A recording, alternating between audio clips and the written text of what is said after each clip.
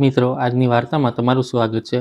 પરંતુ વાર્તા શરૂ કરતા પહેલા કૃપા કરીને કોમેન્ટ કરીને અમને ચોક્કસ જણાવો કે તમે અમારા વિડીયો ક્યાંથી જોઈ રહ્યા છો. અને હા, વિડીયોને લાઇક કરવાનું અને ચેનલને સબસ્ક્રાઇબ કરવાનું ભૂલતા નહીં. લગ્ન પછી મારા સાસરિયાઓએ મને ઘરમાં કેદી બનાવીને રાખી હતી. તેઓ મને ક્યાંય આવવા જવા દેતા ન હતા અને મારા લગ્ન મારા મામાના દીકરા સાથે થયા હતા. અને લગ્નના થોડા દિવસો પછી મને ખબર પડી કે તેણે આ લગ્ન માત્ર ને માત્ર મારા પૈસા માટે કર્યા હતા. તેથી હું હવે આ બધું સહન કરી શકતી નથી અને એક રાતે તક મળતા જ હું ત્યાંથી ભાગી ગઈ. મારું નામ માહી છે અને હું મારા માતા-પિતાની એકમાત્ર અને ખૂબ જ લાડકી દીકરી હતી. મારા પિતાજી શહેરના બહુ મોટા બિઝનેસમેન હતા અને અમારી પાસે કોઈ વસ્તુની કમી નહોતી. મોટું ઘર, મોટી ગાડીઓ, નોકર-ચાકર, પૈસા, સંપત્તિ અને દેખાડો બધું જ હતું. લોકો દૂર-દૂરથી મારા પિતાજીને ઓળખતા હતા અને તેમનું ઘણું સન્માન કરતા હતા. અને હું બાળપણથી જ ખૂબ સારા વાતાવરણમાં ઉછરી હતી, જ્યાં મારી દરેક નાની-મોટી ઈચ્છા પૂરી કરવામાં આવતી હતી. પરંતુ એક એવી વસ્તુ હતી જે મને સૌથી વધુ પસંદ હતી અને એ હતી ભણતર. મને ભણવું બહુ ગમતું હતું અને હું હંમેશા મારા ક્લાસમાં સારા માર્ક્સ લાવતી અને મારા શિક્ષકો પણ મને ખૂબ પસંદ કરતા હતા. મારી માતા હંમેશા કહેતી કે બેટા, જીવનમાં માણસની સાચી ઓળખ તેના જ્ઞાનથી થાય છે, માત્ર પૈસાથી નહીં. અને કદાચ એ જ કારણ હતું કે બાળપણથી જ મારા મનમાં કંઈક મોટું બનવાનું સપનું હતું અને હું એક ડૉક્ટર બનવા માંગતી હતી. હું ઈચ્છતી હતી કે લોકો મને માત્ર કોઈ અમીર માણસની દીકરી તરીકે નહીં, પરંતુ મારી પોતાની ઓળખથી જાણે. અને હું ઈચ્છતી હતી કે મારા માતા-પિતાને મારા પર ગર્વ થાય અને તેમનું માથું હંમેશા ઊંચું રહે. પરંતુ અમારી ખુશી અને અમારા સપના વચ્ચે એક બહુ મોટી મુશ્કેલી હતી અને તે હતા મારા મામા અને તેમના ઘરના લોકો. તે લોકો બહુ જૂના વિચારોવાળા હતા અને તેમના મતે છોકરીઓનું વધુ ભણવું લખવું ખોટું હતું. તેમનું માનવું હતું કે છોકરીઓએ માત્ર ઘર સંભાળવું જોઈએ, રસોઈ બનાવવી જોઈએ અને લગ્ન પછી પોતાના સાસરિયાઓની જવાબદારીઓ નિભાવવી જોઈએ. અને તેઓ અવારનવાર કહેતા કે છોકરીઓને વધારે ભણાવવાનો કોઈ ફાયદો હોતો નથી. પરંતુ મારી માતા હંમેશા તેમની વિરુદ્ધ ઊભી રહેતી અને કહેતી કે તેમની દીકરી પોતાના સપના જરૂર પૂરા કરશે. એક દિવસની વાત છે. હું રોજની જેમ કોલેજથી ભણીને ઘરે પાછી આવી રહી હતી. મારા હાથમાં પુસ્તકો હતા અને હું રસ્તામાં મારી આવનારી પરીક્ષા વિશે વિચારી રહી હતી. ત્યારે અચાનક મારી નજર સામે ઊભેલા એક માણસ પર પડી અને તેને જોતાં જ મારા પગ થંભી ગયા. તે મારા મામાજી હતા અને તેમને ત્યાં જોઈને મારા ચહેરાનો રંગ ઉડી ગયો. મારા હાથ-પગ ઠંડા પડી ગયા અને મારું હૃદય ઝડપથી ધડકવા લાગ્યું, કારણ કે મેં ક્યારેય વિચાર્યું પણ નહોતું કે તેઓ મને કોલેજથી પાછા ફરતી જોઈ લેશે. તેમણે મને ઉપરથી નીચે સુધી જોઈ અને તેમના ચહેરા પર નારાજગી સ્પષ્ટ દેખાઈ રહી હતી. તેમણે કંઈ કહ્યું નહીં, પણ તેમની આંખો જ કહી રહી હતી કે ઘરે પહોંચ્યા પછી બહુ મોટું તોફાન આવવાનું છે. હું ડરી ગઈ હતી, પણ છતાંય ચૂપચાપ ત્યાંથી નીકળી ગઈ. આખા રસ્તે મારા મનમાં જાત-જાતના વિચારો આવી રહ્યા હતા. હું વિચારી રહી હતી કે હવે શું થશે. મામાજી ચોક્કસ ઘરે જઈને બધાને કહેશે અને પછી એ જ જૂની વાતો શરૂ થઈ જશે કે છોકરીને આટલું ભણાવવાની શી જરૂર છે. પરંતુ હું ઈચ્છીને પણ કંઈ કરી શકતી નહોતી. હું ધીમે-ધીમે ઘરે પહોંચી અને જેવી ઘરની અંદર ગઈ, મેં જોયું કે મામાજી બહાર હોલમાં જ બેઠા હતા. તેમની સામે ચા મૂકેલી હતી અને તેઓ મારા પિતાજી સાથે વાત કરી રહ્યા હતા. મા પણ ત્યાં જ બેઠી હતી, પરંતુ તેમના ચહેરા પર ચિંતા સ્પષ્ટ દેખાઈ રહી હતી. અને મને જોતાં જ મામાજીએ ગુસ્સાથી મારી તરફ જોયું અને બોલ્યા, "લો, આવી ગઈ તમારી ડૉક્ટર દીકરી." મેં આ વાત સાંભળી તો મારું હૃદય વધુ ગભરાઈ ગયું. હું ચૂપચાપ ઊભી રહી અને માથું ઝુકાવીને તેમની વાતો સાંભળવા લાગી. મામાજીએ પિતાજીને કહ્યું, "મેં આજે મારી પોતાની આંખોથી આને કોલેજમાંથી નીકળતી જોઈ છે. આખરે તમે લોકો ક્યાં સુધી આને આ રીતે ખુલ્લી છૂટ આપતા રહેશો? છોકરી જાતને આટલું ભણાવવા-લખાવવાની શી જરૂર છે? કાલે ઉઠીને લગ્ન કરીને બીજા ઘરે જતી રહેશે. પછી આ બધું ભણતર ક્યાં કામમાં આવશે?" તેમની વાતો સાંભળીને મારી આંખોમાં આંસુ આવવા લાગ્યા, પરંતુ હું ચૂપ રહી. ત્યારે જ મારી માતાએ શાંત અવાજમાં કહ્યું, "ભાઈ, આમાં ખોટું શું છે? જો માહી ભણવા માંગે છે અને પોતાના પગ પર ઊભા રહેવા માંગે છે, તો આપણે તેનો સાથ આપવો જોઈએ." પરંતુ મામાજીને આ વાત બિલકુલ પસંદ ન આવી અને તેઓ વધુ ગુસ્સે થઈ ગયા અને તેમણે કહ્યું, "તમે લોકો તમારી દીકરીને જરૂર કરતાં વધારે માથે ચડાવી રહ્યા છો. કાલે આ જ છોકરી તમારી વાત નહીં માને અને સમાજમાં તમારી બદનામી કરાવશે." હું આ બધું સાંભળી રહી હતી અને મારું દિલ તૂટી રહ્યું હતું, કારણ કે હું માત્ર મારા સપના પૂરા કરવા માંગતી હતી અને મેં ક્યારેય કોઈનું ખરાબ વિચાર્યું નહોતું. ત્યારે જ મારા પિતાજી પોતાની જગ્યાએથી ઊભા થયા અને તેમણે ખૂબ શાંત પણ મક્કમ અવાજમાં કહ્યું, "બસ ભાઈ, બહુ થઈ ગયું. મારી દીકરી ભણશે અને જરૂર ભણશે. હા, આ તેનું સપનું છે અને હું તેના સપનાને ક્યારેય તૂટવા નહીં દઉં, ભલે કોઈ કંઈ પણ કહે." આ સાંભળતાં જ મારી આંખોમાંથી આંસુ છલકાઈ પડ્યા, પરંતુ આ વખતે આ દુઃખના નહીં, પણ ખુશીના આંસુ હતા, કારણ કે મને ખબર પડી ગઈ હતી કે મારા માતા અને પિતાજી હંમેશા મારી સાથે ઊભા રહેશે, ભલે દુનિયા મારી વિરુદ્ધ કેમ ન થઈ જાય. હું મારા રૂમમાં બેઠી હતી અને આવતા અઠવાડિયે આવનારી ટેસ્ટની તૈયારી કરી રહી હતી. મારી સામે પુસ્તકો ખુલ્લા હતા અને હું પૂરી કોશિશ કરી રહી હતી કે ઘરમાં ચાલી રહેલી વાતો પર ધ્યાન ન આપું. પરંતુ મન હજુ પણ બેચેન હતું, કારણ કે મામાજીની વાતો વારંવાર મારા મગજમાં ઘૂમી રહી હતી. ત્યારે અચાનક મારા રૂમનો દરવાજો કોઈ પણ દસ્તક વગર ખુલ્યો અને હું ચોંકીને દરવાજા તરફ જોવા લાગી. સામે મામાજીનો એકમાત્ર દીકરો સાહિલ ઊભો હતો અને તેનું આ રીતે પૂછ્યા વગર મારા રૂમમાં આવવું મને બિલકુલ પણ પસંદ નહોતું આવ્યું, કારણ કે મને હંમેશાથી તેની આદતો ખરાબ લાગતી હતી. તે કોઈની અંગત વાતો અને સીમાઓની પરવા કરતો નહોતો અને તે આરામથી મારા રૂમની અંદર ચાલ્યો આવ્યો, જાણે આ તેનો પોતાનો રૂમ હોય. હું તરત જ મારી ખુરશી પરથી ઊભી થઈ અને તેની સામે તાકીને જોવા લાગી, પરંતુ તેને જાણે કોઈ વાતની પરવા જ નહોતી.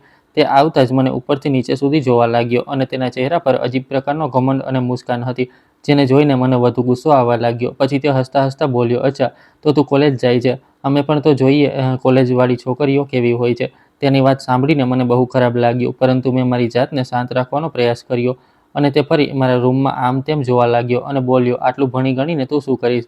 તને ક્યાંય મારી જેમ બહાર ભણવા મોકલવામાં આવશે? તારે તો આખરે ચૂલો ચોખ્ખો જ કરવાનો છે." તેના અવાજમાં મજાક પણ હતી અને ટોણા પણ, જાણે તે મને નીચી દેખાડવાનો પ્રયાસ કરી રહ્યો હોય. હું ઘણી વારથી તેની વાતો સાંભળી રહી હતી, પરંતુ હવે મારી ધીરજ ખૂટી રહી હતી અને મેં ગુસ્સામાં તેની તરફ જોયું અને કહ્યું, "હું ભણી ગણીને શું કરીશ અને શું નહીં કરું એનાથી તારે કોઈ મતલબ નથી, અને સૌથી પહેલાં તારે કોઈના રૂમમાં આવવાની રીતભાત શીખવી જોઈએ. પૂછ્યા વગર અંદર આવી જવું એ સારી વાત નથી." મારી વાત સાંભળીને તેના ચહેરાનો રંગ બદલાઈ ગયો. કદાચ તેને આશા નહોતી કે હું તેને આ રીતે જવાબ આપીશ, પરંતુ તે છતાંય હસવા લાગ્યો અને બોલ્યો, "વાહ, હવે તો કોલેજ જઈને જવાબ આપતા પણ શીખી ગઈ છે." મેં કહ્યું, "જવાબ આપતા નહીં, પોતાના માટે ઊભા રહેતા શીખી ગઈ છું. અને હવે તું અહીંથી જા, મારે ભણવાનું છે." તે થોડી પળો સુધી મારી સામે તાકી રહ્યો અને પછી બોલ્યો, "બહુ ઘમંડ છે ને તને તારા ભણતર પર, પરંતુ યાદ રાખજે, આખરે કરવાનું એ જ છે જે ઘરવાળા કહે છે." મેં કહ્યું, "મારા ઘરવાળા મારા સપનાની ઇજ્જત કરે છે, એટલે મને તારી સલાહની જરૂર નથી." અને આ સાંભળીને તે ગુસ્સામાં પગ પછાડતો રૂમમાંથી બહાર જતો રહ્યો. પરંતુ તેના ગયા પછી એ પણ મારો ગુસ્સો શાંત નહોતો થયો. હું થોડીવાર ત્યાં જ ઊભી રહી અને વિચારતી રહી કે આખરે કોઈ માણસ આટલો ઘમંડી કેવી રીતે હોઈ શકે. સાહિલને જોઈને હંમેશા મને એવું જ લાગતું હતું કે ભણતર માત્ર ડિગ્રી લેવાનું નામ નથી હોતું, પરંતુ માણસને વર્તન અને સન્માન પણ શીખવે છે. પણ તેની અંદર આમાંથી કંઈ જ નહોતું. કહેવા પૂરતો તો તે બહારથી ભણીને આવ્યો હતો અને દરેક સમયે પોતાને સૌથી વધુ સમજદાર સમજતો હતો, પરંતુ સાચું તો એ હતું કે તેને ન તો છોકરીઓ સાથે વાત કરવાની રીતભાત હતી કે ન તો વડીલોની ઇજ્જત કરવાની રીત. તે હંમેશા બીજાને નીચા દેખાડવાની કોશિશ કરતો રહેતો હતો અને પોતાને સૌથી ઉપર સમજતો હતો. ખબર નહીં તે પોતાને શું સમજતો હતો. તેને લાગતું હતું કે પૈસા અને વિદેશનું ભણતર તેને સૌથી શ્રેષ્ઠ બનાવી દે છે, જ્યારે સાચી ઇજ્જત તો માણસના વર્તનથી મળે છે. અને તે દિવસે તેની વાતો સાંભળીને મને વધુ વિશ્વાસ થઈ ગયો હતો કે મારે મારા સપના કોઈ પણ સંજોગોમાં પૂરા કરવાના છે, કારણ કે હું તેને અને આવી વિચારસરણી રાખવાવાળા લોકોને એ સાબિત કરીને બતાવવા માંગતી હતી કે છોકરીઓ માત્ર ઘર સંભાળવા માટે નથી બની હોતી. તે ઈચ્છે તો ડૉક્ટર પણ બની શકે છે, અધિકારી પણ બની શકે છે અને પોતાના પરિવારનું નામ પણ રોશન કરી શકે છે. મેં મારા આંસુ લૂછ્યા, પછી મારા પુસ્તકો ઉપાડ્યા અને મનોમન મારી જાતને વચન આપ્યું કે ભલે કેટલી પણ મુશ્કેલીઓ કેમ ન આવે, હું મારા સપનાથી પાછળ નહીં હટું. અને એક દિવસ એવો ચોક્કસ આવશે જ્યારે એ જ લોકો જે આજે મને રોકવાનો પ્રયાસ કરી રહ્યા છે, મારી સફળતા પર તાળી પાડવા માટે મજબૂર થઈ જશે. કારણ કે હું તો એક ડૉક્ટર બનવા માંગતી હતી અને મને પૂરો ભરોસો હતો કે એક દિવસ હું મારું સપનું ચોક્કસ પૂરું કરીશ. બધું બરાબર ચાલી રહ્યું હતું, પરંતુ મને અને માને બિલકુલ પણ અંદાજો નહોતો કે અમારા જીવનમાં એક એવું તોફાન આવવાનું છે જે અમારી આખી દુનિયા બદલીને રાખી દેશે. એક દિવસ પિતાજી કોઈ જરૂરી કામથી બીજા શહેરમાં ગયા હતા અને આ કોઈ નવી વાત નહોતી, કારણ કે તેમના બિઝનેસના સિલસિલામાં તેમને અવારનવાર બહાર જવું પડતું હતું. તેમણે જતી વખતે હંમેશાની જેમ મારા માથા પર હાથ ફેરવ્યો હતો અને મુસ્કુરાતા કહ્યું હતું કે મન લગાવીને ભણજે મારી દીકરી, એક દિવસ બહુ મોટી ડૉક્ટર બનશે. મેં પણ હસતા હસતા તેમને કહ્યું હતું કે તમે ચિંતા ન કરો, હું તમારું નામ જરૂર રોશન કરીશ. પણ એ વખતે મને ક્યાં ખબર હતી કે આ અમારી છેલ્લી વાતચીત હશે. શાંત થવા લાગી હતી અને હું મારા રૂમમાં બેસીને ભણી રહી હતી અને માં મારી પાસે બેસીને કેટલાક કપડાં સંકેલી રહી હતી. અમે બંને પિતાજીને આવવાની રાહ જોઈ રહ્યા હતા, કારણ કે તેમણે કહ્યું હતું કે તેઓ સાંજ સુધીમાં પાછા આવી જશે. ત્યારે અચાનક માના ફોન પર એક અજાણ્યા નંબરથી કોલ આવ્યો. પહેલાં તો માએ વિચાર્યું કે કદાચ પિતાજી કોઈ બીજા નંબરથી ફોન કરી રહ્યા હશે, એટલે તેમણે તરત જ કોલ ઉપાડી લીધો. પરંતુ જેવો તેમણે ફોન કાન પર લગાવ્યો, તેમના ચહેરાનો રંગ ઉડી ગયો. સામેથી કોઈ માણસનો ગભરાયેલો અવાજ આવી રહ્યો હતો અને તે કહી રહ્યો હતો કે અહીં બહુ મોટો એક્સિડન્ટ થઈ ગયો છે. અમે એમને હોસ્પિટલ લઈ જઈ રહ્યા છીએ. તમે લોકો તરત જ હોસ્પિટલ પહોંચી જાઓ. આ સાંભળતા જ માના હાથમાંથી ફોન નીચે પડી ગયો અને તે ત્યાં જ ફર્શ પર બેસીને રડવા લાગી. તેમના હોઠ ધ્રુજી રહ્યા હતા અને તેમની આંખોમાંથી આંસુ સતત વહી રહ્યા હતા. હું ખરાબ રીતે ગભરાઈ ગઈ હતી અને મેં વારંવાર તેમને પૂછ્યું કે શું થયું, પણ તે કંઈ બોલી જ નહોતી શકતી. પછી કોઈક રીતે તેમણે મને જણાવ્યું કે પિતાજીનો એક્સિડન્ટ થઈ ગયો છે. આ સાંભળતા જ એવું લાગ્યું જાણે મારા પગ નીચેથી જમીન ખસી ગઈ હોય. મારું મગજ શૂન્ય થઈ ગયું હતું અને હું મારી જાતને સંભાળી પણ નહોતી શકતી. પરંતુ એ સમયે માની હાલત મારા કરતાં પણ વધારે ખરાબ હતી. એટલે મેં કોઈક રીતે મારી જાતને સંભાળી અને માને લઈને તરત જ હોસ્પિટલ જવા માટે નીકળી પડી. આખા રસ્તે માં રડતી રહી અને ઉપરવાળાને પ્રાર્થના કરતી રહી કે પિતાજીને કંઈ ન થયું હોય. જ્યારે હું પણ અંદરથી તૂટી ચૂકી હતી, પરંતુ છતાંય મારી જાતને મજબૂત દેખાડવાની કોશિશ કરી રહી હતી. અમારા આંસુ અટકવાનું નામ નહોતા લઈ રહ્યા અને અમે જલ્દીથી જલ્દી હોસ્પિટલ પહોંચવા માંગતા હતા. રસ્તાની દરેક મિનિટ અમને કલાકો જેવી લાગી રહી હતી. આખરે અમે હોસ્પિટલ પહોંચ્યા અને દોડતા અંદર ગયા. ત્યાં કેટલાક લોકો ઊભા હતા અને તેમના ચહેરા જોઈને મારું હૃદય બેસી ગયું. મને લાગી રહ્યું હતું કે જાણે કંઈક બહુ ખરાબ થઈ ચૂક્યું છે. ત્યારે જ એક ડૉક્ટર અમારી પાસે આવ્યા અને તેમણે બહુ દુઃખી અવાજમાં કહ્યું કે અમને માફ કરો, અમે તેમને બચાવી ન શક્યા. આ સાંભળતા જ મારી દુનિયા જાણે ત્યાં જ અટકી ગઈ. મારા કાનોમાં અવાજો આવવા બંધ થઈ ગયા અને મારી આંખો સામે અંધારું છવાઈ ગયું. માં જોર-જોરથી રડવા લાગી અને હું પણ મારી જાતને રોકી ન શકી. હું પિતાજી પાસે દોડી, પરંતુ ત્યાં સુધીમાં ઘણું મોડું થઈ ચૂક્યું હતું અને તેઓ હંમેશા માટે અમારા બંનેને છોડીને જઈ ચૂક્યા હતા. મને વિશ્વાસ જ નહોતો થઈ રહ્યો કે જે માણસ સવારે હસતો હસતો ઘરેથી ગયો હતો, તે હવે ક્યારેય પાછો નહીં આવે. હું તેમનો હાથ પકડીને ખૂબ રડી અને વારંવાર તેમને ઉઠવાનું કહેતી રહી, પરંતુ તેઓ હવે અમને સાંભળવા માટે આ દુનિયામાં ન હતા. એ પળે એવું લાગી રહ્યું હતું જાણે અમારા પર દુઃખોનો પહાડ તૂટી પડ્યો હોય અને અમે બંને પૂરી રીતે વિખેરાઈ ચૂક્યા હતા. થોડી જ વારમાં આ સમાચાર આખા પરિવાર સુધી પહોંચી ગયા અને થોડી વાર પછી મામાજી પણ ત્યાં આવી ગયા હતા અને તેમની સાથે ઘરના બાકીના લોકો પણ હતા. પહેલીવાર મેં મામાજીના ચહેરા પર દુઃખ જોયું હતું. તેમણે મને સંભાળવાની કોશિશ કરી, પણ માં કોઈની વાત સાંભળવાની હાલતમાં નહોતી અને તે બસ રડી જ રહી હતી. બીજા દિવસે પિતાજીનો જનાજો દફનાવવામાં આવ્યો અને એ દિવસે આખા શહેરના લોકો ત્યાં હાજર હતા, કારણ કે પિતાજીએ પોતાની મહેનત અને સારા વર્તનથી દરેકનું દિલ જીત્યું હતું. લોકો તેમની સારાની વાતો કરી રહ્યા હતા, પણ મને કંઈ સંભળાતું નહોતું. મારી નજર માત્ર તેમના પર હતી, જ્યાં મારા પિતાજી હંમેશા માટે આરામથી દૂર જઈ રહ્યા હતા અને જ્યાં અમે ઘરે પાછા ફર્યા તો ઘરનો દરેક ખૂણો અમને રડાવી રહ્યો હતો. દરેક વસ્તુમાં પિતાજીની યાદો વસેલી હતી. તેમની ખુરશી, તેમનો અવાજ, તેમનું સ્મિત, બધું જ જાણે અમારી સામે ઘૂમી રહ્યું હતું. પરંતુ હવે તેઓ અમારી વચ્ચે ન હતા અને એ રાત્રે હું અને માં એકબીજાને ભેટીને બહુ મોડે સુધી રડતા રહ્યા, કારણ કે અમે બંને જાણતા હતા કે અમારી જિંદગી હવે પહેલાં જેવી ક્યારેય નહીં રહેવાની. ત્યાર પછી માએ બધી પ્રોપર્ટી મારા નામે કરી દીધી હતી, કારણ કે હું તેમની એકમાત્ર દીકરી હતી અને તેઓ ઈચ્છતા હતા કે ભવિષ્યમાં મને કોઈ પણ પ્રકારની મુશ્કેલીનો સામનો ન કરવો પડે. તેમનું સપનું હતું કે હું સારો અભ્યાસ કરું અને એક કાબિલ ડૉક્ટર બનું, જેથી મારા પગ પર ઊભી રહી શકું. પરંતુ પિતાજીના ગયા પછી એ મોટા ઘરમાં રહેવું અમારા માટે ઘણું મુશ્કેલ થઈ ગયું હતું. એ ઘરનો દરેક ખૂણો અમને પિતાજીની યાદ અપાવતો હતો. સવારે ઉઠતા જ તેમની યાદ આવતી અને રાત્રે સૂતી વખતે તેમની ઉણપ મહેસૂસ થતી અને ઘણીવાર તો માં તેમની તસવીર સામે બેસીને કલાકો સુધી રડતી રહેતી હતી. હું પણ બહારથી મારી જાતને મજબૂત દેખાડવાની કોશિશ કરતી હતી, પરંતુ અંદરથી પૂરી રીતે તૂટી ચૂકી હતી અને એવામાં માએ એક દિવસ નક્કી કર્યું કે અમે બંને મામાજીના ઘરે જતા રહીશું અને થોડો સમય ત્યાં રહીશું. તેમણે કહ્યું કે ત્યાં આપણે રહીશું તો આપણું મન પણ લાગેલું રહેશે અને હું મારો અભ્યાસ પણ ચાલુ રાખી શકીશ. મેં માની વાત માની લીધી, કારણ કે એ સમયે હું તેમને વધારે દુઃખી જોવા નહોતી માંગતી. થોડા દિવસો પછી અમે અમારો જરૂરી સામાન લઈને મામાજીના ઘરે ચાલ્યા ગયા અને શરૂઆતના થોડા દિવસો તો બધું બરાબર હતું.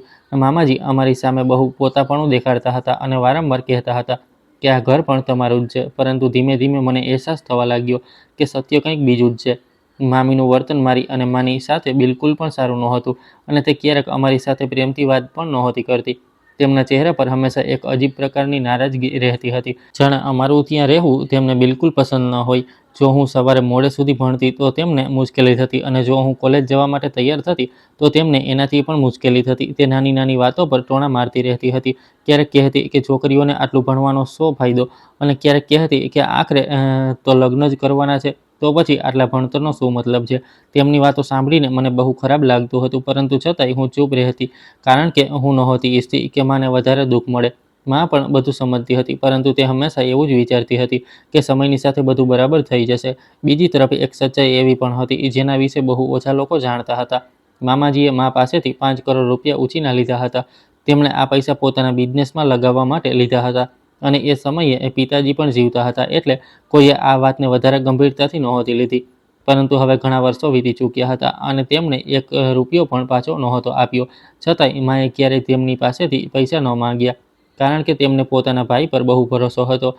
તે હંમેશા કહેતી હતી કે તે મારા સગા ભાઈ છે અને જો તેમની પાસે પૈસા હશે તો જાતે જ પાછા આપી દેશે. મને પણ એ સમયે એવું જ લાગતું હતું કે કદાચ મામાજી સાચમાં સારા માણસ છે, પરંતુ ધીમે ધીમે તેમની અસલિયત મારી સામે આવવા લાગી હતી.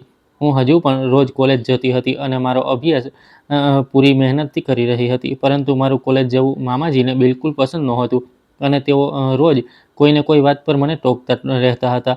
ક્યારેક કહેતા કે આટલું ભણીને શું કરીશ, ક્યારેક કહેતા કે છોકરી થઈને આટલી આઝાદી સારી નથી હોતી, અને ક્યારેક કહેતા કે હવે તારે ઘરના કામ પણ શીખી લેવા જોઈએ.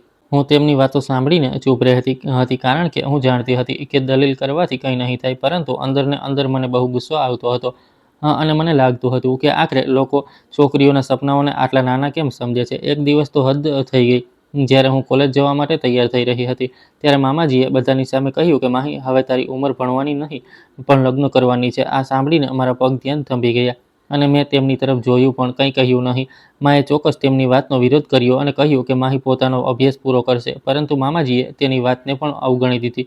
એ દિવસે પહેલીવાર મને મહેસૂસ થયું કે અમે આ ઘરમાં મહેમાન નહીં પણ બોજ બની ચૂક્યા છીએ, અને કદાચ લોકો અમારી મજબૂરીનો ફાયદો ઉઠાવવા લાગ્યા હતા. પરંતુ મેં મનોમન નક્કી કરી લીધું હતું કે ભલે કેટલી પણ મુશ્કેલીઓ કેમ ન આવે, હું મારા સપનાથી પાછળ નહીં હટું અને હું ડૉક્ટર બનીને જ રહીશ. અને એક દિવસ એવો ચોક્કસ આવશે જ્યારે મારે કોઈની સામે ઝૂકવું નહીં પડે.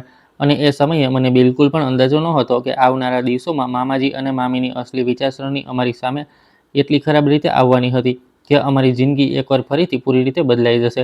મારું મેડિકલ લગભગ પૂરું થવા આવ્યું હતું અને હવે હું મારા સપનાની ખૂબ જ નજીક પહોંચી ચૂકી હતી. મેં દિવસ રાત મહેનત કરીને અહીં સુધીની સફર કાપી હતી અને હવે મા ઈચ્છતી હતી કે હું આગળના અભ્યાસ માટે અમેરિકા જાઉં, જેથી હું એક વધુ સારી ડૉક્ટર બની શકું. પિતાજીનું પણ આ જ સપનું હતું અને મા કોઈ પણ ભોગે એ સપનાને પૂરું કરવા માંગતી હતી. પરંતુ આના માટે પૈસાની જરૂર હતી અને ત્યારે જ માએ નક્કી કર્યું કે હવે તે મામાજીને આપેલા 5 કરોડ રૂપિયા પાછા લેશે, જે તેમણે ઘણા વર્ષો પહેલાં પોતાના બિઝનેસ માટે ઉછીના લીધા હતા. શરૂઆતમાં માએ બહુ પ્રેમથી તેમની સાથે વાત કરી અને કહ્યું કે હવે માહીના આગળના અભ્યાસનો સમય આવી ગયો છે, એટલે જો બની શકે તો પૈસા પાછા આપી દો. પરંતુ મામાજી દર વખતે કોઈને કોઈ બહાનું કાઢી દેતા. ક્યારેક કહેતા કે બિઝનેસમાં નુકસાન ચાલી રહ્યું છે, ક્યારેક કહેતા કે પૈસા ક્યાંય ફસાયેલા છે, અને ક્યારેક કહેતા કે થોડો સમય હજુ રાહ જોઈ લો. મા પોતાના ભાઈ પર ભરોસો કરતી હતી, એટલે દર વખતે તેમની વાત માની જતી હતી. પરંતુ સમય પસાર થઈ રહ્યો હતો અને પૈસા પાછા મળી રહ્યા ન હતા. મને પણ હવે ધીમે ધીમે સમજાવા લાગ્યું હતું કે કદાચ મામાજી પૈસા પાછા આપવા જ નહોતા માંગતા. એક દિવસ સાંજે અમે બધા હોલમાં બેઠા હતા, ત્યારે અચાનક મામાજીએ એક એવી વાત કહી દીધી જેણે મારા જીવનની દિશા જ બદલી નાખી. તેમણે મા તરફ જોતા કહ્યું, જો બહેન, માહી પણ મારી પોતાની દીકરી જેવી જ છે અને મેં તેને હંમેશા મારી દીકરી માની છે અને ક્યારેય મારા બાળકોથી અલગ નથી સમજી. તું તેને આગળ ભણવા માટે બહાર મોકલવા માંગે છે અને સાહિલ પણ તો બહારથી ભણીને આવ્યો છે અને થોડા સમય પછી તેની નોકરી પણ વિદેશમાં લાગી જશે. જો માહીના લગ્ન સાહિલ સાથે થઈ જાય તો તેને પોતાની સાથે બહાર લઈ જશે અને ત્યાં જઈને માહી પોતાનો અભ્યાસ પણ પૂરો કરી લેશે. આ રીતે તારું સપનું પણ પૂરું થઈ જશે અને દીકરીના લગ્નની ચિંતા પણ ખતમ થઈ જશે. મા થોડીવાર સુધી ચૂપ બેસી રહી અને પછી તેમણે મામાજી તરફ જોયું. કદાચ તેમને એ સમયે આ સંબંધ સાચો લાગ્યો, કારણ કે તે પોતાના ભાઈ પર આંખ બંધ કરીને ભરોસો કરતી હતી અને તેમને લાગ્યું કે તેમનો ભાઈ તેમની દીકરીનું ક્યારેય ખરાબ નહીં ઈચ્છે. મેં જ્યારે આ વાત સાંભળી તો મારા પગ નીચેથી જમીન ખસી ગઈ અને હું બિલકુલ ચૂપ થઈ ગઈ, કારણ કે મને સાહિલ બિલકુલ પસંદ નહોતો. તેનો ઘમંડ, તેનું વર્તન અને છોકરીઓ પ્રત્યેની તેની વિચારસરણી મને હંમેશા પરેશાન કરતી હતી અને હું તેની સાથે મારી આખી જિંદગી વિતાવવાની કલ્પના પણ નહોતી કરી શકતી. પરંતુ મને લાગ્યું કે આ સંબંધ મારા ભવિષ્ય માટે સારો રહેશે, એટલે તેમણે એ જ સમયે હા પાડી દીધી. જ્યારે મને આ નિર્ણય વિશે જાણવામાં આવ્યું તો હું અંદરથી પૂરી રીતે તૂટી ગઈ હતી. મેં માને સમજાવવાની ઘણી કોશિશ પણ કરી, પરંતુ તેમની આંખોમાં પોતાના ભાઈ પર એટલો ભરોસો હતો કે તેમને કંઈ ખોટું દેખાઈ જ નહોતું રહ્યું. તેમણે મારો હાથ પકડીને કહ્યું કે બેટા, હું જે પણ કરી રહી છું તારી ભલાઈ માટે કરી રહી છું અને મને પૂરો વિશ્વાસ છે કે લગ્ન પછી પણ તું તારો અભ્યાસ પૂરો કરી શકીશ અને તારા બધા સપના પૂરા થશે. માની આંખોમાં ભરોસો જોઈને હું કંઈ કહી ન શકી.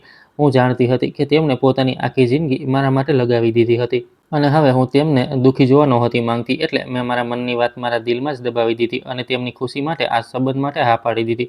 થોડા દિવસોની અંદર લગ્નની તૈયારીઓ શરૂ થઈ ગઈ. ઘરમાં મહેમાનો આવવા લાગ્યા, સંબંધીઓ અભિનંદન આપવા લાગ્યા અને દરેક કોઈ આ સંબંધના વખાણ કરી રહ્યું હતું, પરંતુ એ બધાની વચ્ચે કદાચ હું જ એકલી હતી જે ખુશ નહોતી. મારું સ્મિત માત્ર દેખાડા પૂરતું હતું, કારણ કે દિલની અંદર એક અજીબ પ્રકારનો ડર બેસી ગયો હતો અને મને લાગી રહ્યું હતું કે હું મારી જિંદગીનો સૌથી મોટો નિર્ણય મારી મરજી વગર લઈ રહી છું.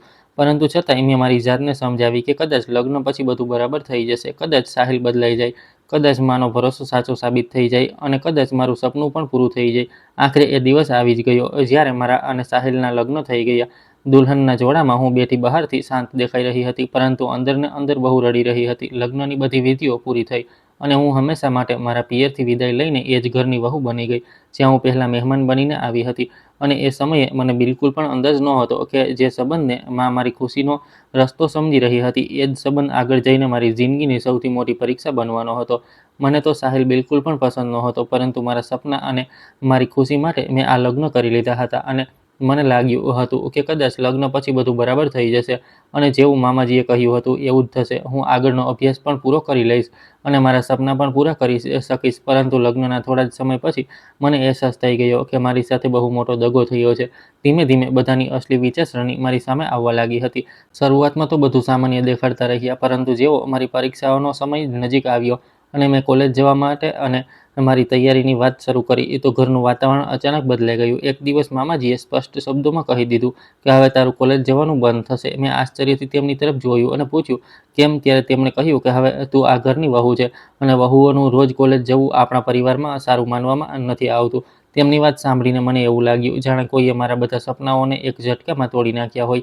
અને મેં તેમને સમજાવવાની કોશિશ કરી કે મારો અભ્યાસ લગભગ પૂરો થઈ ચૂક્યો છે અને બસ થોડી પરીક્ષાઓ જ બાકી છે, પરંતુ તેમને મારી એક વાત પણ ન સાંભળી. મામી પણ તેમની હામાં હા મિલાવી રહી હતી અને કહી રહી હતી કે હવે ઘર અને પરિવારની જવાબદારીઓ સંભાળો. ભણતર ગણતર બહુ થઈ ગયું. હું સમજી નહોતી શકતી કે જે લોકો લગ્ન પહેલા કહેતા હતા કે હું વિદેશ જઈને મારો અભ્યાસ પૂરો કરી શકું છું, એ જ લોકો આજે મને કોલેજનો દરવાજો પણ પાર નથી કરવા દેવા માંગતા. હું દિવસ રાત પરેશાન રહેવા લાગી હતી. મારી પરીક્ષાઓ માથા પર હતી, પરંતુ મને પુસ્તકો પણ આરામથી વાંચવા દેવામાં નહોતા આવતા. ક્યારેક કોઈ કામ આપી દેવામાં આવતું, ક્યારેક કોઈ સંબંધીને ત્યાં મોકલી દેવામાં આવતી અને ક્યારેક જાણી જોઈને એવું વાતાવરણ બનાવી દેવામાં આવતું કે હું ભણી જ ન શકું. અને મને મહેસૂસ થવા લાગ્યું હતું કે તેઓ લોકો મને જાણી જોઈને રોકી રહ્યા છે, જાણે તેમને ડર હોય કે જો હું ભણી ગણીને મારા પગ પર ઊભી થઈ ગઈ તો તેમની ચાલ સફળ નહીં થાય.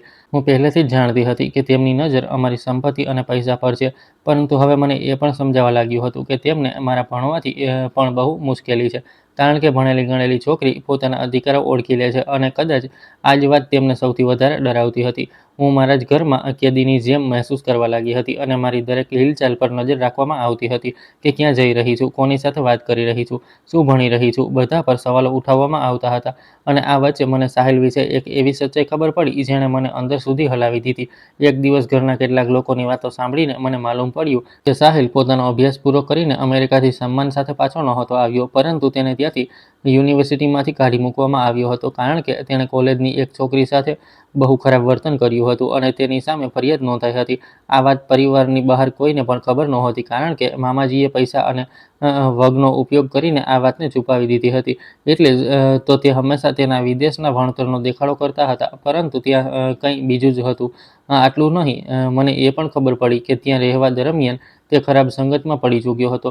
તે નશો કરતો હતો, મોડી રાત સુધી મિત્રો સાથે ફરતો રહેતો હતો અને તેને કોઈની ઇજ્જત કરતા નહોતું આવડતું. બહારથી જોવામાં તે ભણેલો ગણેલો અને આધુનિક લાગતો હતો, પરંતુ તેની વિચારસરણી અને હરકતો કોઈ અભણ માણસ કરતાં પણ ખરાબ હતી. તે અવારનવાર મારી સાથે તોછડું વર્તન કરતો હતો, મારી વાતોનો મહત્વ નહોતો આપતો અને મને માત્ર એક વસ્તુની જેમ જોતો હતો, ન કે પોતાની પત્નીની જેમ. આ બધું જાણ્યા પછી મારા મનમાં તેના માટે બચેલી થોડી ઘણી ઇજ્જત પણ ખતમ થઈ ગઈ હતી. પરંતુ એક વાત મારી સમજમાં બિલકુલ નહોતી આવતી કે જો તે મને પ્રેમ નહોતો કરતો અને જો તેને મારા ભણવાથી પણ કોઈ મતલબ નહોતો, તો પછી તેણે મારી સાથે લગ્ન કેમ કર્યા હતા અને તે આખરે ઈચ્છતો શું હતો. હું જેટલું વિચારતી એટલું જ ગૂંચવાતી જતી હતી અને ક્યારેક ક્યારેક રાત્રે સૂતી વખતે મને લાગતું હતું કે આ લગ્ન પાછળ કોઈ બહુ મોટું રહસ્ય છુપાયેલું છે અને મામાજી અને સાહિલ બંને મારાથી કંઈક છુપાવી રહ્યા છે. હું દરરોજ માનસિક રીતે તૂટતી જતી હતી અને માં પણ હવે પહેલા જેવી ખુશ નહોતી દેખાતી. તેમને પણ ધીમે ધીમે અહેસાસ થવા લાગ્યો હતો કે જે લોકો પર તેમણે સૌથી વધારે ભરોસો કર્યો હતો, કદાચ એ જ લોકો અમારી સાથે ખોટું કરી રહ્યા છે. પરંતુ હજુ સુધી અમારી પાસે કોઈ પુરાવો નહોતો અને ના તો અમને પૂરી સચ્ચાઈ ખબર હતી. હું બસ એટલું જાણતી હતી કે મારી જિંદગી એવી બિલકુલ નહોતી. જેવી મેં વિચારી હતી અને આવનારા દિવસોમાં કંઈક એવું થવાનું હતું જે મારી જિંદગીનું સૌથી મોટું સત્ય મારી સામે લાવવાનું હતું. પરંતુ હવે બસ બહુ થઈ ગયું હતું અને હવે હું વધારે ચૂપ નહોતી રહી શકતી. મારી ફાઇનલ એક્ઝામ માથા પર હતી અને હું તેને કોઈ પણ હાલતમાં છોડવા નહોતી માંગતી, કારણ કે મેં એક એક્ઝામ માટે વર્ષો મહેનત કરી હતી. અગણિત રાતો જાગીને અભ્યાસ કર્યો હતો, મારા સપના માટે ઘણું સહન કર્યું હતું અને હવે જ્યારે મંજિલ મારી આટલી નજીક હતી તો હું કોઈને પણ એ હક નહોતી આપવા માંગતી કે તે મારા સપનાઓને મારાથી છીનવી લે. ઘણા દિવસોથી હું મા સાથે વાત કરવાની કોશિશ કરી રહી હતી, પરંતુ તેઓ કોઈ જરૂરી કામથી બહાર ગયા હતા અને તેમની સાથે બરાબર સંપર્ક નહોતો થઈ રહ્યો. હું એકલી પડી ગઈ હતી અને સમજી નહોતી શકતી કે શું કરું. ત્યારે મારા મનમાં વિચાર આવ્યો કે હું જાણતી હતી કે સાહિલ કેવો માણસ છે અને મારે તેની પાસે કોઈ આશા ન રાખવી જોઈએ, પરંતુ છતાંય મેં વિચાર્યું કે કદાચ એકવાર શાંતિથી વાત કરવા પર તે મારી વાત સમજી જાય. આખરે તેણે અને તેના પરિવારે લગ્ન પહેલાં જાતે જ કહ્યું હતું કે હું લગ્ન પછી પણ મારો અભ્યાસ પૂરો કરી શકું છું. એટલે મેં નક્કી કર્યું કે હું તેની સાથે એકવાર વાત ચોક્કસ કરીશ. એ રાત્રે જ્યારે સાહિલ ઘરે પાછો આવ્યો તો હું ઘણીવાર સુધી તેની રાહ જોતી રહી. મારું હૃદય બહુ ઝડપથી ધડકી રહ્યું હતું, કારણ કે મને અંદાજ હતો કે આ વાતચીત આસાન નહીં રહે. જેવો તે પોતાના રૂમમાં આવ્યો, મેં હિંમત ભેગી કરી અને તેને કહ્યું, જો મારી ફાઇનલ એક્ઝામ આવવાની છે અને હું કોઈ પણ હાલતમાં તે આપવા માંગુ છું. મારો અભ્યાસ લગભગ પૂરો થઈ ચૂક્યો છે અને બસ આ આખરી એક્ઝામ બાકી છે. ત્યાર પછી જે પણ થશે આપણે બેસીને વાત કરી શકીએ છીએ. મારી વાત સાંભળતા જ તે જોરથી હસી પડ્યો અને તેના હસવામાં મજાક અને ઘમંડ બંને સ્પષ્ટ નજર આવી રહ્યા હતા. તેણે મારી તરફ જોઈને કહ્યું, શું તું પાગલ થઈ ગઈ છે? તું હવે આ ઘરમાંથી એક ડગલું પણ બહાર ન કાઢી શકે. તારે અહીં જ રહેવાનું છે અને આ જ તારી જગ્યા છે. તેની વાત સાંભળીને મને એવું લાગ્યું જાણે કોઈએ મારી છાતી પર પથ્થર મૂકી દીધો હોય અને મારી આંખો આંસુ આવી ગયા. પરંતુ મેં મારી જાતને સંભાળતા કહ્યું, આ તું કેવી વાતો કરી રહ્યો છે? લગ્ન પહેલાં તમે લોકોએ જાતે જ કહ્યું હતું કે હું લગ્ન પછી પણ મારો અભ્યાસ પૂરો કરી શકું છું. તો પછી તું અને મામાજી આવું કેમ કરી રહ્યા છો? મારી વાત સાંભળીને તેના ચહેરા પર એક અજીબ પ્રકારની મુસ્કાન આવી ગઈ અને તે બોલ્યો, કારણ કે હું નથી ઈચ્છતો કે તું આગળ ભણે અને સાચું કહું તો મેં ક્યારેય નહોતું ઈચ્છ્યું કે તું ભણે. તું આ જ ઘરમાં રહીશ અને ઘરના કામ કરીશ અને આમ પણ છોકરીઓ ભણી ગણીને શું જ કરી લે છે. તને લાગે છે કે તું ભણી ગણીને બહુ મોટી ડૉક્ટર બની જઈશ? તો આ માત્ર તારો વહેમ છે અને એવું ક્યારેય નહીં થાય. તેની વાતો મારા દિલમાં તીરની જેમ વાગી રહી હતી, પરંતુ તે અટક્યો નહીં અને આગળ બોલ્યો, તારી પાસે આટલું મોટું ઘર, આટલા પૈસા છે, તો પછી નોકરી કરવાની અને ભણવાની શું જરૂર છે? આરામથી રહે અને જે કહેવામાં આવે એ જ કર, બસ. તેની વાત સાંભળીને મારી અંદર વર્ષોથી દબાયેલો દર્દ અને ગુસ્સો એકસાથે બહાર આવવા લાગ્યો. મેં ધ્રુજતા અવાજમાં કહ્યું, તો શું આ બધું ખોટું હતું જે તમે લોકોએ લગ્ન પહેલાં કહ્યું હતું? શું માત્ર મને આ ઘરમાં લાવવા માટે આટલા મોટા મોટા વચનો આપવામાં આવ્યા હતા? તેણે કોઈ પણ શરમ વગર કહ્યું કે હા, જો સાચું જાણવું છે તો સાંભળી લે. અમને ખબર હતી કે જો તને ભણવાનું રોકવાની વાત પહેલાં કહેતા તો તું ક્યારેય આ લગ્ન માટે તૈયાર ન થાત અને જે કહેવું પડ્યું એ અમે કહ્યું અને હવે તું આ ઘરની વહુ છે અને તારે એ જ કરવું પડશે જે અમે ઈચ્છીશું. તેની વાત સાંભળીને મારા પગ નીચેથી જમીન ખસી ગઈ અને મને પહેલીવાર સાફ સાફ સમજાઈ ગયું હતું કે આ લગ્ન કોઈ પ્રેમ કે સંબંધના કારણે નહોતા થયા, પરંતુ એક એવી વિચારી સમજેલી ચાલ હતી. હું રડતા રડતા બોલી કે તમે લોકો મારા સપનાઓ સાથે આવું કેવી રીતે કરી શકો છો અને મેં તમારું શું બગાડ્યું છે? પરંતુ તેને મારી તકલીફથી કોઈ ફરક નહોતો પડી રહ્યો. તે બોલ્યો, સપનાઓથી પેટ નથી ભરાતું અને ના તો સપનાઓથી ઘર ચાલે છે. તું જેટલું જલ્દી આ સમજી જાય એટલું સારું છે. હું તેને જોતી જ રહી ગઈ અને મને વિશ્વાસ નહોતો થઈ રહ્યો કે કોઈ માણસ આટલો બેરહેમ પણ હોઈ શકે છે. એ રાત્રે હું બહુ રડી અને મને લાગી રહ્યું હતું કે મારી આખી દુનિયા વિખેરાઈ ગઈ છે. પરંતુ રડતા રડતા અચાનક મારા મનમાં એક બીજી ભાવના પેદા થઈ અને તે હતી હિંમત. મને અહેસાસ થઈ ગયો હતો કે જો મેં હવે પણ હાર માની લીધી તો હું હંમેશા માટે હારી જઈશ. મેં મારા આંસુ લૂછ્યા અને મનોમન એક નિર્ણય કરી લીધો કે ભલે કંઈ પણ થઈ જાય, હું મારી ફાઇનલ એક્ઝામ ચોક્કસ આપીશ. હું મારા સપનાઓને કોઈની જીદ અને ઘમંડને કારણે મરવા નહીં દઉં અને જો મારે મારા અધિકારો માટે લડવું પડ્યું તો હું લડીશ, કારણ કે હવે આ માત્ર ભણતરનો સવાલ નહોતો, પણ આ મારી આખી જિંદગીનો સવાલ હતો. અને મેં પણ નક્કી કરી લીધું હતું કે હવે હું વધારે નહીં સહન કરું. જો હું આજે પણ ચૂપ રહી તો હંમેશા માટે મારા સપનાઓથી દૂર થઈ જઈશ. એટલે મેં નક્કી કરી લીધું કે આજે રાત્રે હું એ ઘરમાંથી નીકળી જઈશ અને કોઈ પણ રીતે મારી એક્ઝામ આપીશ, ભલે એના માટે મારે કેટલી પણ મુશ્કેલીઓનો સામનો કેમ ન કરવો પડે. અડધી રાત થઈ ચૂકી હતી, આખું ઘર સૂઈ ચૂક્યું હતું અને ચારે બાજુ શાંતિ હતી. હું ધીમે ધીમે પથારીમાંથી ઊભી થઈ અને મારું હૃદય બહુ ઝડપથી ધડકી રહ્યું હતું. હાથ ધ્રુજી રહ્યા હતા, પરંતુ મારા મનમાં એક જ વાત હતી કે મારે અહીંથી નીકળવું છે. મેં ધીમેથી રૂમનો દરવાજો ખોલ્યો અને કોઈ પણ અવાજ કર્યા વગર બહાર નીકળી ગઈ. હું દબાતા પગલે આંગણું પાર કરીને મુખ્ય દરવાજા સુધી પહોંચી અને પછી ધીમેથી બહાર આવી ગઈ. જેવી હું ઘરની બહાર નીકળી મને લાગ્યું જાણે ઘણા દિવસો પછી ખુલ્લી હવામાં શ્વાસ લઈ રહી છું. પરંતુ મારી પાસે રોકાવાનો સમય નહોતો અને હું ઝડપથી રસ્તા તરફ આગળ વધવા લાગી. થોડા દૂર ગયા પછી મેં પાછળ વળીને જોયું અને પછી મારા પગલાં વધુ ઝડપી કરી દીધા. પરંતુ કદાચ મારી કિસ્મત હજુ પણ મારી પરીક્ષા લઈ રહી હતી, કારણ કે ખબર નહીં કેવી રીતે સાહિલ અને મામાજીને મારા ભાગવાની ખબર પડી ગઈ હતી. થોડી જ વાર પછી મને પાછળથી લોકોના અવાજો સંભળાવા લાગ્યા અને હું સમજી ગઈ કે તે લોકો મારો પીછો કરી રહ્યા છે. આ વિચારીને મારી હાલત વધુ ખરાબ થઈ ગઈ. અડધી રાતનો સમય હતો અને રસ્તો લગભગ સુમસામ હતો. ચારે બાજુ અંધારું ફેલાયેલું હતું અને હું પૂરી તાકાતથી ભાગી રહી હતી. મારા શ્વાસ ફૂલી રહ્યા હતા અને દિલ એટલી ઝડપથી ધડકી રહ્યું હતું કે મને મારા જ ધબકારા સાફ સંભળાઈ રહ્યા હતા. ડરને કારણે મારા હાથ પગ ધ્રુજી રહ્યા હતા, પરંતુ હું રોકાવા નહોતી માંગતી, કારણ કે મને ખબર હતી કે જો તે લોકો મને પકડી લેતા તો કદાચ પછી ક્યારેય મને બહાર નીકળવાની તક ન મળતી. હું સતત ભાગતી રહી અને ઉપરવાળાને પ્રાર્થના કરતી રહી કે કોઈક રીતે મને બચાવી લે. થોડીવાર પછી મને દૂર એક બસ સ્ટોપ દેખાયો અને તેને જોઈને મારી અંદર થોડી આશા જાગી. હું પૂરી તાકાત લગાવીને ત્યાં સુધી પહોંચી, પરંતુ ત્યારે મને અહેસાસ થયો કે પાછળથી આવતા અવાજો હજુ પણ સંભળાઈ રહ્યા છે. હું ગભરાઈ ગઈ અને આમ તેમ જોવા લાગી. ત્યારે મારી નજર બસ સ્ટોપથી થોડે દૂર એક નાની ઝૂંપડી પર પડી, જે કોઈ બાબાની ઝૂંપડી લાગી રહી હતી. હું મોડું કર્યા વગર ત્યાં ભાગી અને અંદર જઈને એક ખૂણામાં છુપાઈ ગઈ. મારું હૃદય એટલી ઝડપથી ધડકી રહ્યું હતું કે મને લાગી રહ્યું હતું કે બહાર ઊભેલા લોકો પણ તેનો અવાજ સાંભળી લેશે. હું બંને હાથ જોડીને ઉપરવાળાને પ્રાર્થના કરી રહી હતી કે આજે કોઈક રીતે મને આ લોકોથી બચાવી લે. થોડી મિનિટો મારા માટે કલાકો જેવી લાગી રહી હતી અને હું બિલકુલ ચૂપ બેસી રહી. પછી થોડીવાર પછી મને બહારનું વાતાવરણ શાંત લાગવા માંડ્યું અને કોઈ અવાજ નહોતો આવી રહ્યો. કદાચ તે લોકો બીજી દિશામાં ચાલ્યા ગયા હતા. અને આ વિચારીને મારા જીવનમાં જીવ આવ્યો. મેં ઊંડો શ્વાસ લીધો અને મારી જાતને થોડી સંભાળવાની કોશિશ કરી. ત્યારે અચાનક બહાર કોઈ ગાડી ઊભી રહેવાનો અવાજ આવ્યો. હું ફરીથી ગભરાઈ ગઈ અને વિચારવા લાગી કે ક્યાંક સાહિલ અને મામાજી તો નથી આવી ગયા. પરંતુ જ્યારે મેં હિંમત કરીને બહાર ડોકિયું કરીને જોયું તો ત્યાં એક કાર ઊભી હતી અને તેની પાસે એક મહિલા ઊભી હતી જે પોતાની ગાડી ઠીક કરવાની કોશિશ કરી રહી હતી અને કદાચ તેમની કાર રસ્તામાં બગડી ગઈ હતી. હું થોડી પળો સુધી તેમને જોતી રહી અને પછી મને લાગ્યું કે કદાચ આજ મારી છેલ્લી આશા છે. એટલે હું તરત તેમની પાસે ગઈ. મારી હાલત બહુ ખરાબ હતી. વાળ વિખેરાયેલા હતા, આંખો રડી રડીને લાલ થઈ ચૂકી હતી અને ડરને કારણે મારો ચહેરો પીળો પડી ગયો હતો. મેં ધ્રુજતા અવાજમાં તેમને કહ્યું, પ્લીઝ મારી મદદ કરી દો અને મને શહેર સુધી છોડી દો. તમારો બહુ મોટો ઉપકાર રહેશે. તેમણે મારી તરફ ધ્યાનથી જોયું અને કદાચ મારી હાલત જોઈને સમજી ગયા કે હું કોઈ મોટી મુસીબતમાં છું.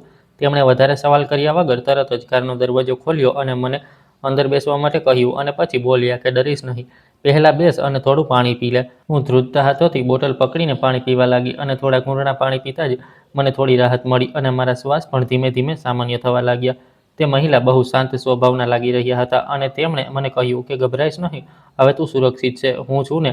તેમની વાત સાંભળીને ખબર નહીં કેમ મારી આંખોમાં આંસુ આવી ગયા, કારણ કે ઘણા દિવસો પછી કોઈએ મારી સાથે આટલી નરમાશથી વાત કરી હતી.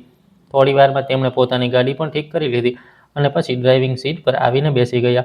હું ચૂપચાપ તેમને જોઈ રહી હતી અને મનોમન ઉપરવાળાનો આભાર માની રહી હતી કે તેમણે મારી મદદ માટે કોઈને મોકલી દીધા. ત્યારે તેમણે મુસ્કરાઈને મારી તરફ જોયું અને પૂછ્યું, હવે જણાવ મને આખરે તારી સાથે એવું શું થયું છે અને તું અડધી રાત્રે આ હાલતમાં અહીં એકલી શું કરી રહી છે? મેં તેમને રડતા રડતા બધી વાત જણાવી દીધી અને મેં તેમને જણાવ્યું કે કેવી રીતે મારા મામાએ પૈસા અને દોલતના લાલચમાં પોતાના દીકરા સાહિલ સાથે મારા લગ્ન કરાવી દીધા હતા. મેં તેમને જણાવ્યું કે લગ્ન પહેલાં મારી સાથે કેટલા જૂઠાણા બોલવામાં આવ્યા હતા અને કેવી રીતે લગ્ન પછી મારો અભ્યાસ છોડાવવાની કોશિશ કરવામાં આવી. મેં એ પણ જણાવ્યું કે સાહિલ કેટલો ઘમંડી અને બેશરમ માણસ છે અને તે છોકરીઓની કોઈ ઇજ્જત નથી કરતો અને હંમેશા તેમને પોતાનાથી ઓછી સમજે છે. મેં રડતા રડતા કહ્યું કે હું માત્ર ડૉક્ટર બનવા માંગતી હતી, પરંતુ એ લોકોએ મારા સપનાઓને કેદ કરી લીધા હતા. મારી વાતો સાંભળતી વખતે એ મહિલા બહુ ધ્યાનથી મને જોઈ રહ્યા હતા અને તેમની આંખોમાં મારા માટે દયા નહીં પણ હિંમત હતી. તેમણે મને રડવા દીધી અને પછી પ્રેમથી મારો હાથ પકડીને કહ્યું કે હવે તું સુરક્ષિત છે અને તારે કોઈથી ડરવાની જરૂર નથી. હું તેમની વાત સાંભળીને વધારે રડી પડી, કારણ કે આટલા દિવસો પછી કોઈએ મારી તકલીફને સમજી હતી. તેમણે મને પાણી પીવડાવ્યું અને શાંત થવા માટે કહ્યું. જ્યારે હું થોડી સંભળી તો તેણે હસતા હસતા પૂછ્યું કે તારું સૌથી મોટું સપનું શું છે? મેં એક પણ વિચાર્યા વગર કહ્યું કે હું ડૉક્ટર બનવા માંગુ છું અને ભલે કંઈ પણ થઈ જાય, હું મારું સપનું નથી છોડવા માંગતી. આ સાંભળીને તેમના ચહેરા પર સ્મિત આવી ગયું અને પછી તેમણે મને જણાવ્યું કે તેમનું નામ રૂબીના છે અને તે પણ એક ડૉક્ટર છે. તેમણે જણાવ્યું કે તે ઘણા વર્ષોથી વિદેશમાં રહી રહ્યા છે અને ત્યાં જ કામ કરે છે અને તે કોઈ જરૂરી કામથી ભારત આવ્યા હતા અને થોડા દિવસો પછી પાછા જવાના હતા. આખા રસ્તે અમે બંને વાતો કરતા રહ્યા અને પહેલીવાર મને એવું લાગ્યું જાણે કોઈ મારી વાત સાચમાં સાંભળી રહ્યું છે. થોડીવાર પછી અમે તેમના ઘરે પહોંચી ગયા અને તેમનું ઘર બહુ સુંદર હતું, પરંતુ તેના કરતાં પણ વધારે સુંદર તેમનો સ્વભાવ હતો. તેમણે મને પોતાના ઘરમાં એવી જગ્યા આપી જાણે હું કોઈ મહેમાન નહીં પણ તેમના પરિવારનો હિસ્સો હોઉં. આગળના થોડા દિવસો સુધી તેમણે મને બહુ સંભાળી. મારી તબિયત અને મારું મન બંને તૂટી ચૂક્યા હતા, પરંતુ તેમણે મને ફરીથી ઊભા થતાં શીખવ્યું. તેમણે મને કહ્યું કે જો તારી અંદર મહેનત અને હિંમત છે તો દુનિયાની કોઈ પણ તાકાત તને સફળ થવાથી રોકી ન શકે. અને તેમની વાતો મારા દિલમાં ઉતરી ગઈ. થોડા સમય પછી તેમણે મને પૂછ્યું કે શું હું તેમની સાથે વિદેશ ચાલીને મારો અભ્યાસ પૂરો કરવા માંગુ છું. મારી આંખોમાં ખુશીના આંસુ આવી ગયા, કારણ કે મને લાગ્યું જાણે ઉપરવાળાએ મારી સાંભળી લીધી હોય. મેં તરત હા પાડી દીધી અને પછી બધી જરૂરી પ્રક્રિયા પૂરી કર્યા પછી હું પણ તેમની સાથે વિદેશ ચાલી ગઈ અને ત્યાં જઈને મારો અભ્યાસ ફરીથી શરૂ કર્યો. શરૂઆત આસાન નહોતી, કારણ કે નવો દેશ, નવી જગ્યા, નવી ભાષા અને નવા પડકારો હતા. પરંતુ મારી સાથે રૂબીના દીદી હતા, જે ડગલે ને પગલે મારો ઉત્સાહ વધારતા હતા. જ્યારે હું થાકી જતી તો તે મને આગળ વધવાની તાકાત આપતા, અને જ્યારે હું હાર માનવા લાગતી તો તે મને મારા સપનાઓની યાદ અપાવતા. તે દિવસ રાત મહેનત કરી અને મારી જાતને વચન આપ્યું કે હું તેમની આશા ક્યારેય નહીં તોડું. વર્ષો વીતતા ગયા અને મારી મહેનત રંગ લાવવા લાગી, અને આખરે એ દિવસ પણ આવી ગયો જ્યારે મેં મારો મેડિકલનો અભ્યાસ પૂરો કરી લીધો અને એક ડૉક્ટર બની ગઈ. જે દિવસે મેં ડૉક્ટરનો કોટ પહેર્યો હતો એ દિવસે મારી આંખોમાં આંસુ હતા, કારણ કે મને મારા પિતાજીની યાદ આવી રહી હતી. તેમનું સપનું આખરે પૂરું થઈ ગયું હતું, અને આ બધું માત્ર અને માત્ર મારી મહેનતથી નહીં, પરંતુ રૂબીના દીદીના સાથ અને ભરોસાથી શક્ય બન્યું હતું. જો એ રાત્રે તે મને ન મળ્યા હોત તો કદાચ હું આજે પણ ક્યાંક એ જ ઘરમાં કેદ હોત અને મારા સપનાઓ માટે રડી રહી હોત. થોડા વર્ષો પછી હું એક બહુ મોટી અને સફળ ડૉક્ટર બની ગઈ હતી. લોકો મારું સન્માન કરતા હતા અને મારી ઓળખ હવે કોઈની દીકરી કે વહુ તરીકે નહીં, પરંતુ મારી પોતાની મહેનત અને કાબિલિયતથી હતી. પરંતુ મારી સૌથી મોટી ખુશી હજુ બાકી હતી, કારણ કે મેં ઘણીવાર મારી માતા સાથે ફોન પર વાત કરી હતી અને તેમને મારી પાસે બોલાવવાનું વચન આપ્યું હતું. એટલે મેં તેમના બધા જરૂરી કાગળો બનાવડાવ્યા અને પાસપોર્ટ બનાવડાવ્યો, વિઝા બનાવડાવ્યો અને આખરે તેમને પણ મારી પાસે બોલાવી લીધા. જે દિવસે મારી સામે આવ્યા અને તેમણે મને ડૉક્ટરના રૂપમાં જોઈ, તેમની આંખોમાંથી આંસુ વહેવા લાગ્યા. તેમણે મને ગળે લગાવી લીધી અને બહુ મોડે સુધી રડતા રહ્યા, અને તે વારંવાર કહી રહ્યા હતા કે આજે તારા પિતાજી હોત તો તને જોઈને કેટલા ખુશ થાત. મેં પણ તેમને કસીને ગળે લગાવી લીધા, કારણ કે તેમની દુઆઓ વગર હું અહીં સુધી ક્યારેય નહોતી પહોંચી શકતી. માએ મારા માથા પર હાથ ફેરવ્યો અને મને ઘણો બધો પ્રેમ આપ્યો, અને એ દિવસે મને લાગ્યું કે મારી જિંદગીની બધી અધૂરી ખુશીઓ પૂરી થઈ ગઈ છે. આજે હું મારી મા અને રૂબીના દીદી બંને સાથે રહું છું. રૂબીના દીદી મારા માટે કોઈ ફરિશ્તાથી કમ નથી, અને તે મારી મોટી બહેન જેવા છે, જેમણે મને નવું જીવન આપ્યું છે. અને મારી મા પહેલાંની જેમ દુઃખી નથી રહેતા. મેં તેમને એ દર્દમાંથી બહાર કાઢી લીધા છે જે તેમના પોતાના ભાઈએ તેમને આપ્યું હતું, અને હવે અમે ત્રણેય એક પરિવારની જેમ રહીએ છીએ, ખુશ રહીએ છીએ અને દરરોજ ઉપરવાળાનો આભાર માનીએ છીએ. કારણ કે જિંદગીએ મને એ શીખવ્યું છે કે ભલે સંજોગો કેટલા પણ ખરાબ કેમ ન હોય, જો માણસ હિંમત નથી હારતો તો એક દિવસ તેના સપના ચોક્કસ પૂરા થાય છે. અને ક્યારેક ક્યારેક ઉપરવાળો આપણી મદદ માટે કોઈ માણસને મોકલી દે છે, જેવી રીતે તેમણે મારી જિંદગીમાં રૂબીના દીદીને મોકલ્યા હતા.